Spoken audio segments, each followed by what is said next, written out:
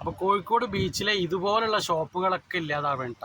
ബീച്ചിലേക്ക് ഇറങ്ങിയിട്ടുള്ള ഈ ബീച്ചിൻ്റെ സൈഡിലുള്ള ഈ ഷോപ്പുകൾ മൊത്തം ഒരു ഷോപ്പ് പോലും ഇനി ബീച്ചിലേക്ക് ഇറങ്ങിയിട്ടുണ്ടാവില്ല. ഇവരെ മാറ്റുന്നത് എങ്ങോട്ടാണെന്നറിയോ? നമ്മൾ ഒരുപാട് കാലങ്ങളായിട്ട് ബീച്ചിലേക്ക് ഇറങ്ങിയിട്ടുള്ള ഇതുപോലത്തെ കടകൾ ഒരുപാട് നമ്മളെ കോഴിക്കോട് ബീച്ചിൽ നിന്ന് പറയുമ്പോൾ തന്നെ നമ്മളെ മനസ്സിലേക്ക് വരുന്ന ഉപ്പിലിട്ടതും ചിരണ്ടി ഐസും സർബത്തും അങ്ങനെയൊക്കെ വിൽക്കുന്ന ഒരുപാട് ഇതുപോലത്തെ കടകളാണ്.